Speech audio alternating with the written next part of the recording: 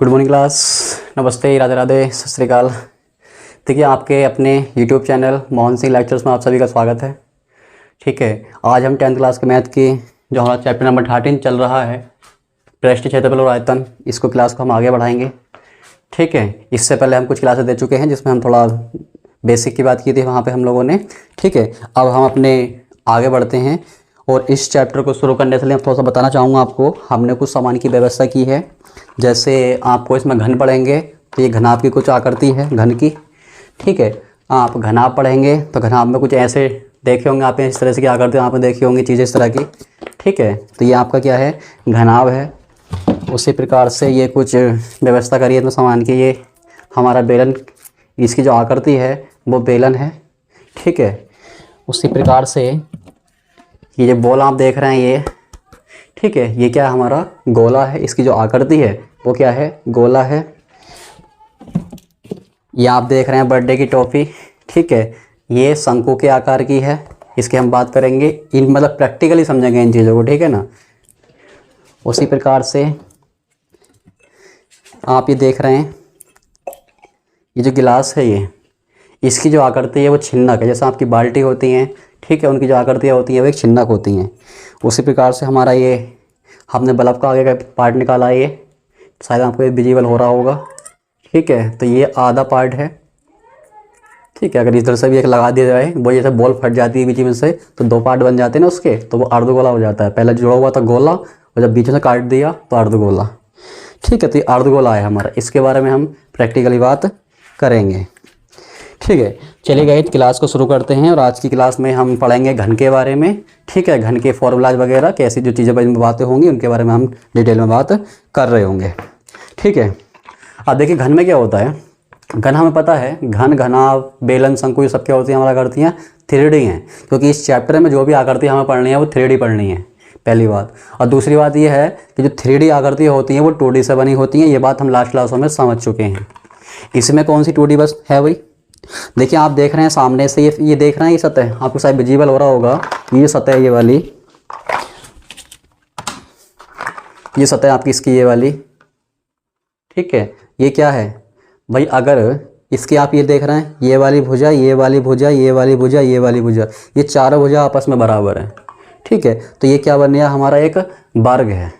ठीक है भाई, दो भुजाओं के बीच में कोण 90 डिग्री है ना, चार भुजा बराबर हैं और किन्हीं दो भुजाओं के बीच में कोण क्या है, सबके 90 डिग्री, यहाँ 90, यहाँ 90, यहाँ 90, यहाँ 90, तो ये वर्ग है। और वर्ग कैसी आकृति होती है, 2D होती है। अब इसमें आपकी 2D आकृतियाँ के जुड़ जाने से क्या बना, हमारा पूरा ये 3D बना है। क्लियर है।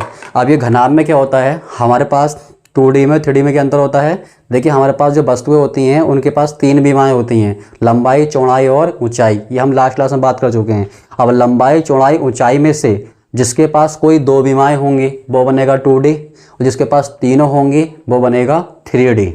ठीक है, तो इसके पास तीनों विमाएँ हैं। अगर इसके कोने पे आप जाएँ तो इसके पास एक विमा ये है, एक विमा ये है और एक विमा ये है। अब मैं इसको लंबाई कह दूं, इससे चौड़ाई और इसे ऊंचाई, तो इसके पास 3 विमाएँ हैं। हम जिस रूम में पढ़ा रहे हैं इसमें जो हमारे कॉर्नर होते हैं, जो कोने होते हैं, वहाँ पे आपको 3 लाइनें आती हुई मिलती हैं, दिखाई देती हैं मिलती हुई। ठीक है, तो ये आपकी कोने पे हमेशा तीनों विमाएँ कहाँ मिलेंगी, कोने पे मिलेंगी। इसमें से एक लंबाई होगी, एक चौड़ाई होगी, एक ऊंचाई होगी। क्लियर गाइस, चाहे वो घन हो चाहे वो घनाभ हो, आप जिस कमरे में बैठे हैं वो घन हो सकता है या वो आपका घनाभ हो सकता है। घन या घनाभ की आकृति का आपका रूम होता है। क्लियर, हम बात कर रहे हैं घन की। तो ऐसा रूम जिसकी तीनों विमाएँ बराबर होती हैं, जिसकी तीनों विमाएँ बराबर होती हैं उसे कहा जाता है घन। ठीक है, तो घन में क्या होता है, घन की जो लंबाई है, चौड़ाई है और जो ऊंचाई है वो तीनों क्या होती हैं, आपस में बराबर होती हैं। ठीक है, लंबाई, चौड़ाई, ऊंचाई क्या होंगी, उसकी बराबर होंगी। अगर तीनों विमाएँ बराबर हैं, ठीक है, तो वो क्या बनेगा, आपका घन बनेगा। और इन तीनों भुजाओं को हमने क्या मान लिया, ए मान लिया। ठीक है, चलिए आगे बढ़ते हैं। दूसरी बात क्या थी, ये जो हमारा घन है इसमें क्या हुआ है, ये वर्ग, उसके ऊपर वर्ग, उसके ऊपर वर्ग, उसके ऊपर वर्ग, मतलब वर्ग के ऊपर वर्ग रखते जाओ, रखते जाओ, रखते जाओ, तो क्या बन जाएगा, आपका घन बन जाएगा। शर्त ये है कि जितनी इसकी लंबाई या चौड़ाई है उतनी ही इसकी क्या होनी चाहिए, ऊंचाई होनी चाहिए। मतलब ऊपर तो रखते जाना है लेकिन इसकी लंबाई चौड़ाई के बराबर ही ऊंचाई को रखना है। ठीक है, वास्तव में आपका 2D वस्तु वास्तव में होते नहीं है, आप इनको स्पर्श नहीं कर सकते, क्योंकि जिनको हम स्पर्श कर सकते हैं वो 3D होती हैं, जिन्हें स्पर्श नहीं कर सकते वो 2D होती हैं। अब ऐसी जो चीज़ मतलब हमारे जिस ब्रह्मांड में जैसे हम टच नहीं कर सकते या 5 इंद्रियों के तरह महसूस नहीं कर सकते, तो वास्तव में है ही नहीं। ठीक है ना, तो वो क्या है, आपकी 2D है। तो 2D हमारी रियल में नहीं होती है, 3D रियल में होती है। ठीक है, पहली बात। अब ये जो है हम थोड़ा इमेजिंग कर रहे हैं, खाली समझ रहे हैं उस बात को कि वर्ग के ऊपर बर रख के इसको बनाया गया है। ठीक है, तो जो हमारा घन होता है ये वर्ग से बना होता है, वर्ग से बना होता है। थोड़ा अजीब तरीके से यहाँ पर लिखा गया, जगह थोड़ा कम था, वर्ग से बना होता है। चलिए आगे बढ़ते हैं। बनाते कैसे इसकी शेप को देखिए इस तरह से कुछ ये हमने एक वर्ग बनाया इस तरह से, और एक वर्ग इसका इस तरह से बनाइएगा, ये वर्ग बनाया। ठीक है, और इसके ये कोने मिला दीजिए इस तरीके से। ठीक है भाई, तो ये हमारा क्या बन गया, एक घन बना। और इसके जो घन के जो कोने होते हैं वहाँ पे क्या मिलती हैं, तीनों भुजाएं, तीनों बीमाएं मिलती हैं। एक लंबाई होगी, एक चौड़ाई होगी और एक ऊंचाई होगी। जैसे हमने क्या मान लिया, ए मान लिया, तो ये भी ए, ये भी ए और ये भी ए। ऐसे इस वाले कोने पे ये ए और यहाँ से लेके यहाँ तक ये भी ए। इस वाले कोने पे ये वाली ए, ये वाली भी ए और ये वाली भी ए। ऐसे इस वाले कोने पे ये ए, ये भी ए और ये भी ए। ज़रूरत है इसकी, इसलिए मैंने इसको बना लिया है फिलहाल। क्लियर है गाइस? तो ये हमारा क्या है, घन है, जिसकी तीनों भुजाएं बराबर होती हैं उसे क्या बोलते हैं, घन कहते हैं। ठीक है, और घन का जो प्रत्येक पृष्ठ होता है वो एक समतल होता है। जिसके जो पृष्ठ हैं, अगर हम थोड़े घन के इसके घन के बारे में थोड़ा जानने का प्रयास करें तो इसके पास पृष्ठ या फलक या सतह कितने होते हैं, 6 होते हैं। 1 2 3 4 5 6। ठीक है, एक प्रकार से तो घन है आपका, जो आप लूडो खेलते हैं, लूडो की डाइज होती है वो घन के आकार की है। ऐसे आपका वो जिसमें आप एक क्यूब आता है जिसमें आप कलर की मैचिंग करते हैं, ठीक है ना, वो भी आपका क्या होता है, घन होता है। ठीक है, तो इन जो घन होते हैं आपके लूडो वाली डाइज है उस पर 6 फलक होते हैं। एक पे 1 से लेकर 6 तक गिनती लिखी होती है ना, तो 6 फलक होते हैं आपके पास।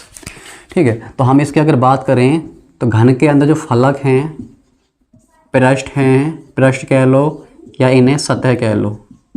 ठीक है, कितने होते हैं इनके पास, 6 होते हैं। उसके बाद इनके किनारे कोनर होते हैं, कोने या इन्हें बोलते हैं शीर्ष। ठीक है, तो कितने होते हैं इसके पास, 8 होते हैं। तो इस तरह से अगर रखी है तो ऊपर आप ये देख रहे हैं 1 2 3 4, 4 ऊपर हैं कोने और 4 नीचे। 1 2 3 4। जिस रूम में आप बैठे हैं उस रूम में छत में 4 कोने आपको दिखाई देंगे और फर्श पे आपको 4 कोने दिखाई देंगे। तो इस प्रकार से कितने कोने हुए, 8 कोने हुए।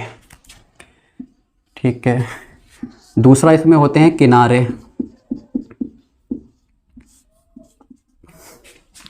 किनारे या कोर बोलते हैं इसे, ठीक है ना, कोर, किनारे बोलो या फिर इसे क्या कहो, कोर। आपकी बुकों में एक कोर लिखा हुआ होता है, कोर की लंबाई देता है। ठीक है ना, इसकी भुजा को, ये जो भुजा होती है ना इसकी भुजा, ये इसे कोर या भुजा बोलता है। कोर कह देगा, किनारा कह देगा, कुछ भी। तो क्या होता है किनारा कुछ नहीं है, जो भुजा देखना आप, ये भुजा देख रहे हैं, ये इसकी जो भुजा है जिसे आप लंबाई चौड़ाई ऊंचाई कह रहे हैं, ये क्या होते हैं, इसके किनारे कह लो या फिर कोर कह लो। बुक में ज़्यादातर आपके ये कोर लिखा होता है या भुजा लिखा होता है। क्लियर है गाइस? तो इसके पास कितने होते हैं, गिनने का प्रयास करते हैं। देखो 1 2 3 4, 4 ऊपर और जी 5 6 7 8, 4 नीचे, 4 4 8। उसके बाद 9 10 11 12। तो इस प्रकार से आप तो घर बैठे गिनोगे तो कितने किनारे आएंगे इसके, 12 किनारे आएंगे। ठीक है, तो ये तो बात हुई घन के बारे में। पहली बात है घन जो होता है वो वर्ग से बना होता है। दूसरी बात जो है इसमें इसकी लंबाई चौड़ाई ऊंचाई तीनों आपस में बराबर होती हैं। तीनों बीमाएं बराबर होंगी तभी घन बनेगा। जिसे हमने ए मान लिया, आप चाहे बी मान लो, एम मान लो, कोई मान सकते, ठीक है ना, हमने ए मान लिया। इसके पास फलक या पृष्ठ या सतह 6 होती हैं। इसके पास कोने या फिर शीर्ष 8 होते हैं और इसके पास किनारे या कोर बारे होते हैं, जिसे हम भुजा भी कहते हैं। Clear guys? चलिए अब आगे बढ़ते हैं। अब इसमें बात आएगी कुछ क्षेत्रफल, इसकी आयतन, इसके विकर्ण की हम बात करेंगे। तो पहला होता है हमारा पार्श्व पृष्ठ का क्षेत्रफल। पार्श्व पृष्ठ का क्षेत्रफल, ठीक है गाइस, जिसे इंग्लिश में बोलते हैं lateral surface area. Lateral surface area, short में लिखा जाता है इसे LSA। LSA ये निकालना है, ठीक है। अब देखिए, जिन आकृतियों के ये जो पृष्ठ होते हैं, अगर पृष्ठ आपके समतल हैं तब हम पार्श्व पृष्ठ की बात करते हैं, और यही समतल क्या हो जाएं आपके, यही पृष्ठ आपके क्या हो जाएं, वक्र हो जाएं, घुमावदार हो जाएं। जैसे आपका ये बेलन है, इस बेलन का ये पृष्ठ देख रहे हैं आप, ये वाला, ये घुमावदार पृष्ठ है। आपने किसी पेपर को मोड़ के बनाया है, इस तरह से कोई आयत है ये, इसे अगर मैं इस तरह से मोड़ दूं, इस तरीके से ये घुमावदार पृष्ठ बनेगा।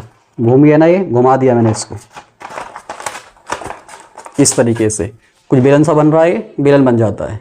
तो ये जो पृष्ठ है, ये वाला, ये जो घुमावदार है, इसे बोलते हैं हम लोग वक्र पृष्ठ। क्लियर है?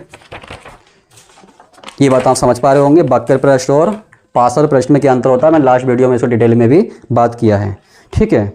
आगे बढ़ते हैं। अब देखिए इसकी पहचान कैसे करते हैं। हमारी दो चीज़ें होती हैं, एक होता है पार्श्व पृष्ठ का क्षेत्रफल, या फिर कुछ आकृति क्या होता है, वक्र पृष्ठ का क्षेत्रफल। जिनके पृष्ठ घुमावदार होते हैं उनके लिए वक्र पृष्ठ कहते हैं, और जिनके पृष्ठ समतल होते हैं उनके लिए पार्श्व पृष्ठ कहते हैं, ठीक है। अब इसमें पार्श्व, उसके बाद दूसरा होता है हमारा संपूर्ण पृष्ठ का क्षेत्रफल। अब हम इस आकृति में ये बात समझेंगे, अंडरस्टैंडिंग लेंगे कि इसमें इसके कितने फलकों का क्षेत्रफल पार्श्व पृष्ठ में आएगा और कितने पृष्ठों का क्षेत्रफल संपूर्ण पृष्ठ में आएगा। Clear guys? तो हम पार्श्व की बात कर रहे हैं, तो पार्श्व में क्या होता है, ये आप देख रहे हैं, आपका ये घन है, ठीक है। इस घन के अंदर इसके जो ऊपर वाला जो पृष्ठ है, ये वाला, इसका क्षेत्रफल छोड़ दो, एक नीचे वाला जो पृष्ठ है इसका क्षेत्रफल जोड़ दो, बाकी जो चारों पृष्ठ बचे ये वाले, इनको जोड़ दो।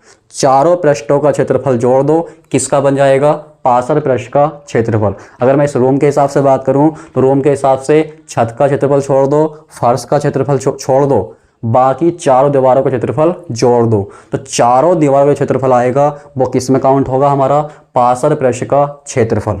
और संपूर्ण में क्या आएगा, संपूर्ण का मतलब क्या, पूरा मतलब एक तो आपने चार दीवारों का लिया जो पार्श्व में आ गया, और साथ में आपने इसको छोड़ रखा ना।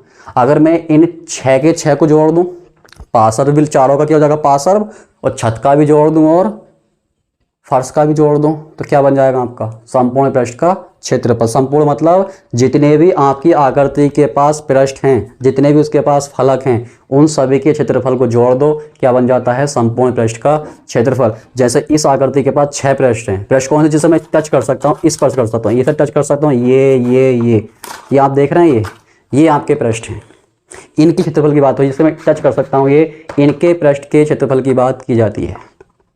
Clear guys? उम्मीद करता हूँ आपको ये बात समझ में आ रही होगी। अब देखिए पार्श्व पृष्ठ का जो क्षेत्रफल है, इसको निकालने का एक बेसिक फॉर्मूला है जो आपको याद करना है। ये हमारी मैक्सिमम से मैक्सिमम आकृतियों में काम करेगा, आपको बस वही याद करना है। अलग अलग सभी के पार्श्व पृष्ठ हमें याद नहीं करने हैं, हमें सिर्फ इसका एक बेसिक फॉर्मूला याद कर लो, सारी आकृतियों की खत्म, 1-2 को छोड़ के, वो भी वहाँ भी मैं लॉजिक बता दूंगा। क्लियर है?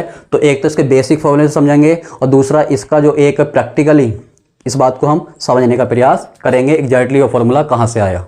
वो फॉर्मूला याद नहीं करना है हमें तो उसका बेसिक याद करना है, या फिर जो आप एक कॉन्सेप्ट से जो लॉजिक से निकालते हैं वो ध्यान रखना है। चलिए गाइस आगे बढ़ते हैं। तो इसका जो बेसिक फॉर्मूला है वो ये होता है, पार्श्व पृष्ठ का क्षेत्रफल यानी कि LSA बराबर होता है आधार की परिमाप गुणा ऊंचाई। ठीक है, आधार की परिमाप गुणा ऊंचाई, ये हमारा क्या है, एक बेसिक फॉर्मूला है। आकृति आपकी कोई सी भी हो, जब भी हमें पार्श्व पृष्ठ क्षेत्रफल निकालना हो या फिर वक्र पृष्ठ का क्षेत्रफल निकालना हो, दोनों के लिए यही बेसिक फॉर्मूला है। Clear guys? अब इसमें आधार कौन सा है, तो कुछ नहीं है, जो आपका घन है मेरे हाथ पे जिस पृष्ठ से रखा गया है, जो पृष्ठ मेरे हाथ को स्पर्श कर रहा है वो क्या बन जाएगा, इसका आधार बन जाएगा। अब मैं अगर इसको ऐसे रख दूं तो जो इसका पृष्ठ मेरे हाथ को स्पर्श कर रहा है वो आधार बन जाएगा। Clear guys? इस प्रकार से कुछ। तो यहाँ पे अगर हम देखें तो यहाँ पे आधार कौन सा हमारा, ये वाला जो आप वर्ग देख रहे हैं ये वाला, ये इस वस्तु का क्या है, आधार है। और ये आधार किस आकृति का है, वर्गाकार है। ठीक है, वर्गाकार है। और हमें क्या चाहिए, इसके परिमाप चाहिए। परिमाप क्या होता है, जो भी आपकी आकृति रखी है उसकी बाहरी भुजाओं की लंबाई, बाहरी भुजाओं की जो सीमा होती है, लंबाई होती है, उसे क्या बोलते हैं हम लोग, परिमाप बोलते हैं। जो बाहरी सीमाएं होती हैं, बाहरी भुजाएं होती हैं, उनकी लंबाई को क्या बोलते हैं, परिमाप। तो इसके पास बाहरी भुजा कौन सी है भाई, एक ये है, दूसरी ये, तीसरी ये, चौथी ये। तो चारों क्या हैं, बराबर हैं। एक भुजा ए तो चारों कितनी हो गई, 4a। तो इस प्रकार से जो परिमाप बनेगी इसकी क्या बनेगी, 4a। ठीक है। और ऊंचाई क्या है, ऊंचाई भी इसकी a है, क्योंकि तीनों विमाएं बराबर है ना, तो ऊंचाई भी इसकी a है, तो गुणा a। तो कितना बना, 4a²। ये तो हमने समझा इस बेसिक फॉर्मूले से, जो बेसिक आपको याद करना है। ठीक है। अब ये समझते हैं कि एग्जैक्टली ये फॉर्मूला इससे तो बना ही बना, साथ में थोड़ा एक लॉजिक है इसके पीछे का, उससे भी जान लेते हैं इसको। देखिए हम इसकी बात करें, इसके एक अगर पृष्ठ की बात करें तो एक पृष्ठ कैसा है, ये वर्गाकार है, वर्ग है। और हमें इस पृष्ठ का अगर क्षेत्रफल चाहिए, एक पृष्ठ का अगर क्षेत्रफल निकालना है तो वो कितना आएगा भाई, वर्ग का क्षेत्रफल। भाई पृष्ठ कैसा है, वर्गाकार है, और वर्ग का क्षेत्रफल क्या होता है, भुजा का स्क्वायर। अगर किसी वर्ग का क्षेत्रफल निकालना तो क्या आता है, भुजा का स्क्वायर। ये आपने छोटी क्लास में पढ़ते हैं, वर्ग का क्षेत्रफल बराबर भुजा का स्क्वायर। अब भुजा कितनी है इसकी, a है, तो a का स्क्वायर बनेगा।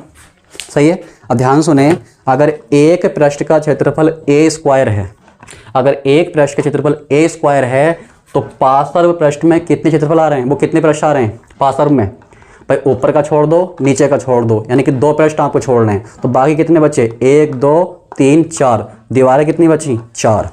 अगर एक दीवार का क्षेत्रफल a² है तो 4 दीवार का कितना होगा, 4a²। अगर एक दीवार का क्षेत्रफल a² है तो 4 का कितना होगा, 4a²। ऐसे तो जी समझ में आया। और बाकी हमारा बेसिक फॉर्मूले से भी यही आ रहा है। तो आपको ये याद नहीं करना है, इनमें जो मैं एक लॉजिक बता रहा हूँ, जो तरीका बता रहा हूँ, एक पृष्ठ का a² तो 4 का कितना होगा, 4a²। ऐसे याद रखेंगे। और दूसरा, आपको ये जो फॉर्मूला है, बेसिक फॉर्मूला लिखा है, इसे ध्यान रखेंगे। क्लियर है। बाकी इन फॉर्मूलों पर आपको ध्यान नहीं देना है। ओके गाइज, आगे बढ़ते हैं।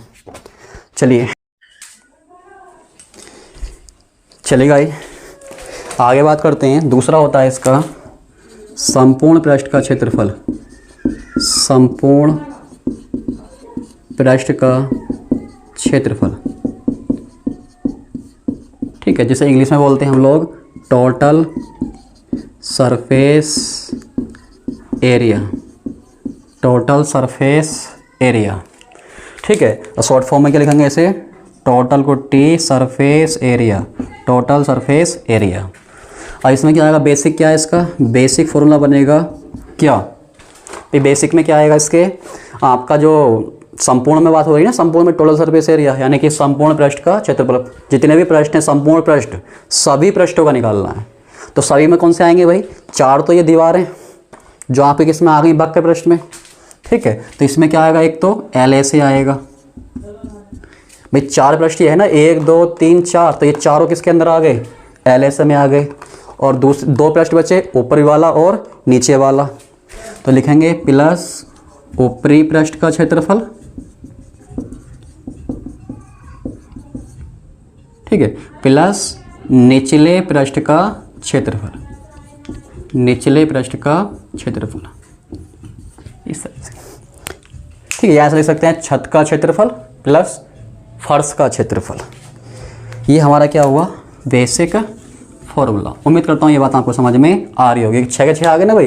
LSA में 4 पृष्ठ आ गए और 2 पृष्ठ ये हो गए, एक ऊपरी पृष्ठ हो गया, एक निचला पृष्ठ हो गया। तो 2 पृष्ठ ये और 4 LSA में आ गए। कितने हो गए, 6। और इसके पास कितने पृष्ठ हैं, 6 ही तो हैं। तो सभी पृष्ठ जुड़ गए, जितने भी पृष्ठ सभी का जोड़ दिया हमने। तो क्या बन गया आपका ये संपूर्ण पृष्ठ का क्षेत्रफल। क्योंकि संपूर्ण में क्या होगा, जितने भी इसके पास पृष्ठ हैं जिससे आप टच कर सकते हैं, उन सभी पृष्ठों का क्षेत्रफल होगा वो संपूर्ण में आएगा। और पार्श्व में कौन सा आएगा, ऊपर वाला छोड़ दो, नीचे वाला छोड़ दो, बाकी जो बचा वो जोड़ दो, तो वो पार्श्व में आता है। ये पहचान होना बहुत जरूरी है न्यूमेरिकल के लिए कि पार्श्व पृष्ठ में कितना आता है और संपूर्ण पृष्ठ में कितना आता है क्षेत्रफल, कितने की बात, कितने भाग की बात हो रही होती है। क्लियर है। चलिए फॉर्मूला कैसे बनेगा इसका, भाई एल ए से कितना निकला आपका 4a² प्लस ऊपरी पृष्ठ का क्षेत्रफल, ऊपरी पृष्ठ कैसा है इसका वर्ग है, और वर्ग का क्षेत्रफल कितना आया था हमारा a², और निचले पृष्ठ का क्षेत्रफल, निचला पृष्ठ क्या है इसका वो भी वर्ग है तो a²। तो इस प्रकार से 4a² ये हैं और 2a² ये हो गए, तो कितने हो गए 6a²। अब आप लॉजिक से भी जा सकते हैं इसके लिए। लॉजिक क्या है, अगर एक पृष्ठ का क्षेत्रफल a² है तो संपूर्ण में कितने पृष्ठ आ रहे हैं इसके 6 पृष्ठ हैं इसके पास। तो अगर एक पृष्ठ का क्षेत्रफल a² है तो 6 का कितना होगा 6a²। भाई एक का a² तो 6 का कितना होगा 6 से गुना कर दो, क्लियर 6a² हो जाएगा। नेक्स्ट, उम्मीद करता हूँ ये बात आपको समझ में आई होगी, लेकिन मैं यही कहूँगा आपको ये फॉर्मूला याद नहीं करना, याद हो जाए तो अच्छी बात है, कर सब क्वेश्चन लगा अगर याद हो जाए तो कोई दिक्कत नहीं है, ठीक है ना, लेकिन जानबूझ के याद नहीं करना है। जानबूझ के तो आपको बेसिक जो बताया जा रहा है वो, और एक ये बेसिक फॉर्मूला ये वाला कि अगर एक पृष्ठ का a² तो 6 कितना होगा 6a², ऐसे ध्यान रखना है या फिर इससे, क्लियर गाइज। नेक्स्ट है तीसरा आयतन, ठीक है। आयतन को इंग्लिश में क्या कहते हैं हम लोग वॉल्यूम, और वॉल्यूम का बेसिक फॉर्मूला क्या है V फॉर वॉल्यूम। इसका बेसिक फॉर्मूला होता है आधार का क्षेत्रफल, आधार का क्षेत्रफल गुणा ऊंचाई, ये इसका बेसिक फॉर्मूला है आयतन का। आधार का क्षेत्रफल गुणा ऊंचाई, और आधार क्या है इसका वर्ग है, और वर्ग का क्षेत्रफल a², ठीक है, और ऊंचाई क्या है इसकी a, तो a आ गया। अब a की घात 2 a की घात 1 तो कितना हो गया ये a की घात 3, और a क्या है इसकी भुजा है, तो यहाँ पे भुजा की घात कितनी आएगी 3। तो ये आपकी बात किस में होती लिखी हुई है फॉर्मूले में, आपकी बुकों में छपी होती है, लेकिन आया कैसे देखो इससे आया है। तो ये जो 3 मैंने लिखे हैं बेसिक फॉर्मूले, ये आपको बिल्कुल याद कर लेना है दिल से, क्लियर है। और चौथी चीज़ निकालते हैं इनके केस में हम विकर्ण, में यहाँ निकाल दे रहा हूँ, ठीक है, यहाँ निकाल लेते हैं। चलो चौथा बंदा है विकर्ण, जिसे हम बोलते हैं डायगोनल, ठीक है, डायगोनल। तो इसके लिए थोड़ा तरीका है, आपको ज़्यादा डिटेल में नहीं जाना है, सीधा क्या करना है डायगोनल बराबर तीनों भुजाओं का स्क्वायर करो, तीनों भुजाओं का स्क्वायर करो और तीनों को जोड़ दो और साथ में उसका वर्ग ले लो, वर्गमूल, ठीक है। तीनों भुजाओं का क्या करो वर्ग करो और उन्हें आपस में जोड़ के उस पूरे का क्या लगा दो वर्गमूल, क्या निकल जाएगा विकर्ण निकल जाएगा, क्लियर है गाइस। अब यहाँ से कितना बनेगा ये 1a², 1a², 1a², 3a², ठीक। अब यहाँ से क्या होगा 3 का वर्गमूल तो निकलेगा नहीं है, वो तो वर्गमूल में रह जाएगा, और a² का वर्गमूल कितना आएगा a आएगा।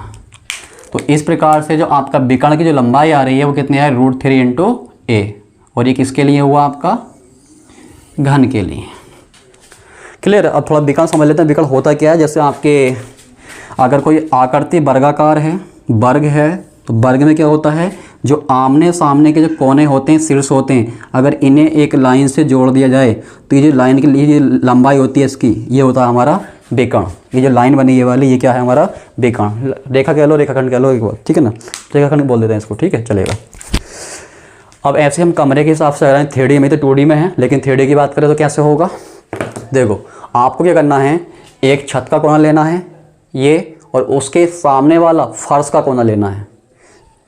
आपको क्या करना है रूम में खड़े होना, रूम के अंदर छत का कोना लेना है एक कोना, और उस कोने के सामने वाला फर्श का कोना लेना है, उसी कोने के सामने वाला फर्श का कोना लेना है, और दोनों को एक रेखा से मिला देना है। रस्सी लेगा आप लोग, रस्सी वहाँ बांध के और वहाँ रस्सी ले जाओ, तो वो जो आपकी रस्सी जो काम कर रही होगी इस कमरे के विकर्ण का कार्य करेगी हमेशा। कोई सा भी मतलब कोई सा भी ले लो, आप नीचे से स्टार्ट कर लो कि मैंने इस छत फर्श का ये कोना लिया और इसके सामने वाले छत का कोना, दोनों को मिला दो एक रेखाखंड से, तो ये क्या बनेगा विकर्ण बनेगा, क्लियर है। ये बनेगा किसका घन का विकर्ण।